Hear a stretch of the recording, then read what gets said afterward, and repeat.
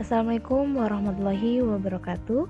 Halo anak-anak, apa kabarnya? Mudah-mudahan kalian semua dalam keadaan sehat walafiat ya.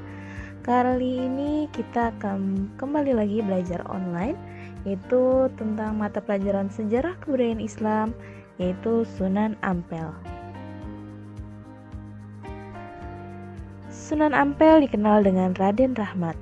Nama aslinya Sayyid Ali Rahmatullah. Ayahnya bernama Syekh Ibrahim As-Samarkandi, seorang ulama asal Samarkand, Asia Tengah. Ibunya seorang putri raja bernama Chandrawulan dari kerajaan Kampa, Kamboja. Sedangkan silsilah keturunannya bersambung sampai Rasulullah SAW melalui jalur Husain bin Ali bin Abi Thalib dan Fatimah Az-Zahra binti Rasulullah SAW. Raden Rahmat datang ke Pulau Jawa bersama ayah dan saudara tuanya Ali Murtado dan Raden Burere yang sebelumnya tinggal di Kampa. Mereka datang bersama sejumlah kerabat.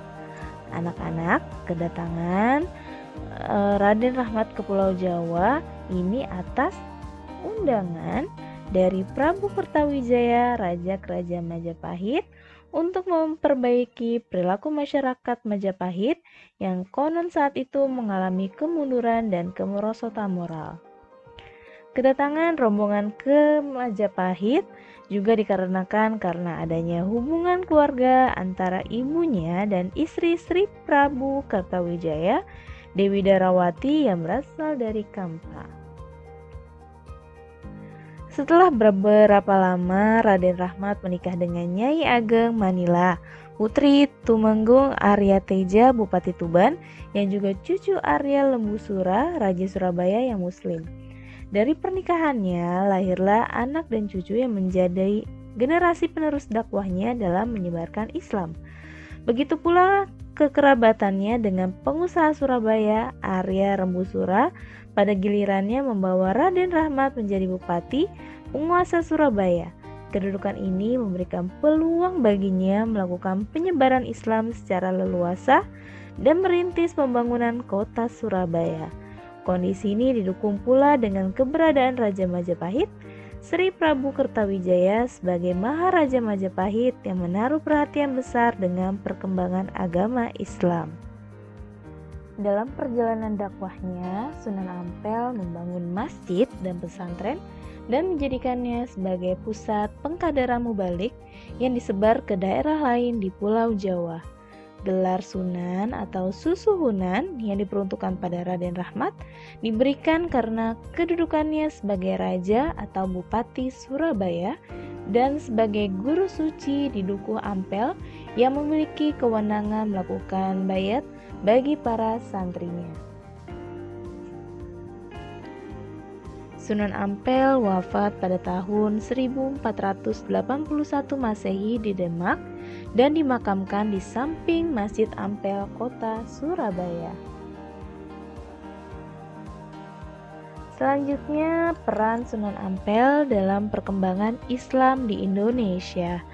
Dalam melakukan dakwah Islam di daerah Jawa, Sunan Ampel punya peran penting dalam pengembangan syiar Islam. Yang pertama adalah membentuk jaringan kekerabatan dalam menyebarkan Islam. Dalam mengembangkan agama Islam, Sunan Ampel punya peran penting dalam membentuk jaringan kekerabatan melalui perkawinan para penyebar Islam dengan putri-putri penguasa bawahan Majapahit. Nah, ini merupakan salah satu strategi yang menjadikan Islam lambat laun menjadi semakin kuat dan mendapatkan dukungan para penguasa. Sebagaimana Rasulullah SAW menguatkan Islam lewat pernikahannya dengan istri-istri beliau yang berlatar belakang dari berbagai suku dan agama. Anak-anak, di antara penyiar Islam yang punya hubungan kekerabatan dengan penguasa Majapahit, yaitu Raden Rahmat menikahkan Raden Husein dengan Putri Arya Baribin, Adipati Madura. Yang kedua, Syekh Waliul Islam menikah dengan Putri Retno Sombodi, anak penguasa Pasuruan. Yang ketiga, Syekh Maulana Gorib dinikahkan dengan Niken Sundari. Yang keempat, Putri Sunan Ampel, adik Mas Murtosia, dinikahkan dengan santrinya Raden Paku atau dikenal dengan Sunan Giri.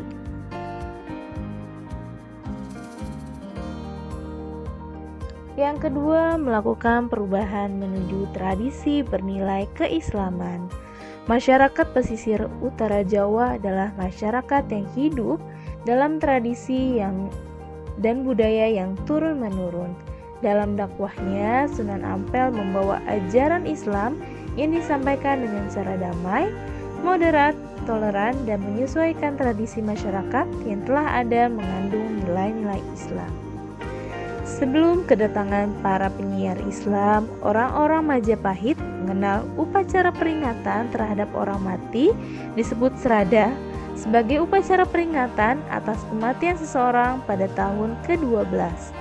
Setelah kedatangan penyiar Islam, Kampai yang dipelopori Sunan Ampel, penduduk Majapahit mulai memperingati tradisi kenduri dan memperingati kematian seseorang pada hari ketiga, ke-7, ke-40, dan hari ke-100 sampai hari ke-1000. Dalam prakteknya, masyarakat berkumpul mendatangi keluarga yang ditinggal, lalu acara diisi dengan zikir, tahlil, dan doa. Nah, anak-anak, tradisi keagamaan ini bukanlah berasal dari ajaran Hindu-Buddha ya, tetapi merupakan tradisi keagamaan Muslim Kampai yang dikenalkan oleh Sunan Ampel. Yang ketiga, membangun masjid dan pesantren sebagai pusat penyebaran Islam. Masjid Ampel merupakan bangunan tempat ibadah yang menyimpan sejarah yang didirikan pada tahun 1421 Masehi. Arsitektur masjidnya memadukan arsitektur Hindu-Buddha dan Hasanah Islam untuk kepentingan dakwah. Anak-anak, di atapnya itu ada model namanya atap tumpeng pada masjid. Nah, ini menggambarkan adanya akulturasi budaya Islam dan Hindu-Buddha. Tiang-tiang masjid masih kokoh hingga sekarang. Selain membangun masjid, Sunan Ampel juga membangun pesantren, tempat mengajarkannya murid-murid membaca Al-Quran, syariat, dan tasawuf. Di tempat ini pula ia mengkader para santri-santri yang akan melanjutkan dakwah Islam. Di antaranya Sunan Giri, Raden Patah, Raden Kusen, Sunan Bolang, Sunan Kusen, dan Sunan Derajat.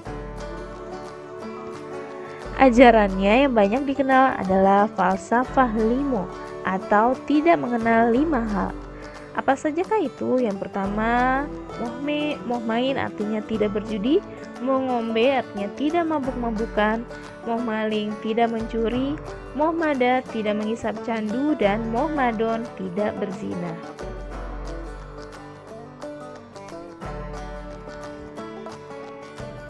Selanjutnya yang ketiga, sikap positif dalam pribadi Sunan Ampel.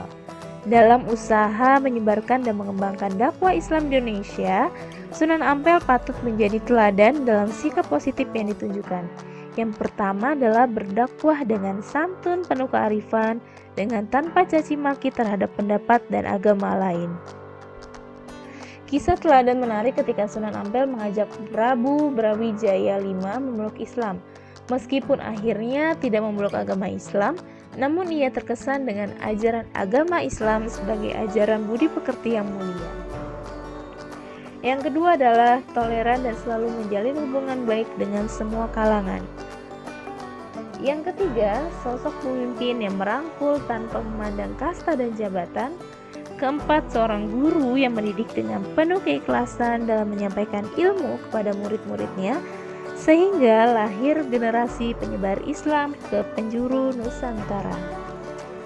Nah, anak-anak, itulah tentang salah satu wali Songo, yaitu Sunan Ampel. Ibu rasa cukup sekian penjelasan dari Ibu. Terima kasih. Wassalamualaikum warahmatullahi wabarakatuh.